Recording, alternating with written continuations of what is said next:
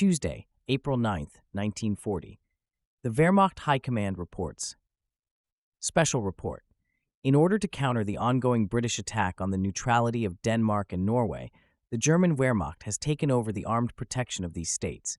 To this end, strong German forces from all branches of the Wehrmacht arrived or landed in both countries this morning. Extensive mine barriers have been laid to protect these operations. Special report.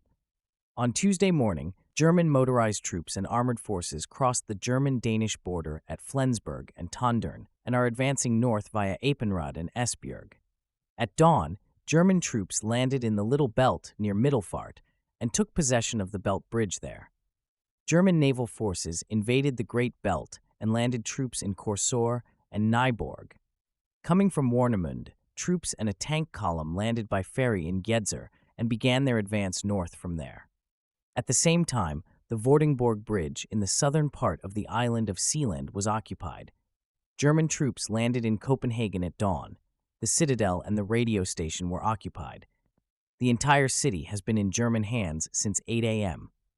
Special report. The advance of German troops in Jutland to the north and on the islands is making rapid progress. The Danish government has ordered Danish troops not to resist. The German and Danish command posts contacted each other on Tuesday morning. The occupation of key military bases throughout Norway by German troops is progressing rapidly. Units from all three branches of the Wehrmacht work together successfully. At most points, little local resistance from Norwegian troops has ceased. German air forces landed at the airfields in Jutland and southern Norway. Special report. The operations in the course of the occupation of Denmark and the Norwegian coast proceeded as planned on April 9th. There were no incidents during the invasion and landings in Denmark. On the coast of Norway, significant resistance was only offered at Oslo. It was broken in the afternoon hours, and Oslo itself was occupied. Special report. At the end of today, all of Norway's military bases are firmly in German hands. In particular, Narvik, Trondheim, Bergen, Stavanger, Kristiansand, and Oslo, among others, are occupied by strong forces. Where there was stronger resistance, such as in Oslo and Kristiansand, it has broken. The coastal fortifications, some of which were taken in close cooperation between the Navy and Air Force and the Army's shock troops, are ready to defend against enemy attacks together with strong parts of the Luftwaffe.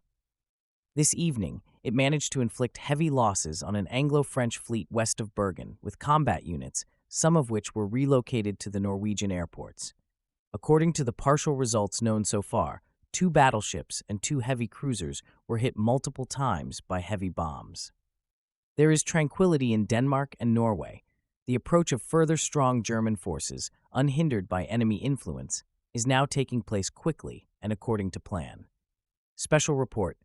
Based on reconnaissance reports received, stronger units of the German Air Force took off from Denmark and Norway against British naval forces in the afternoon hours of Tuesday. Enemy battleships, heavy and light cruisers, and destroyers were identified in the northern North Sea. According to radio reports received so far, the first partial result is that the following were hit by bombs of heavy caliber: 2 battleships, each with 3 direct hits, 2 heavy cruisers, also with heavy direct hits. 1 ship is stopped and lists heavily, another is on fire. Large oil stains widely cover the surface.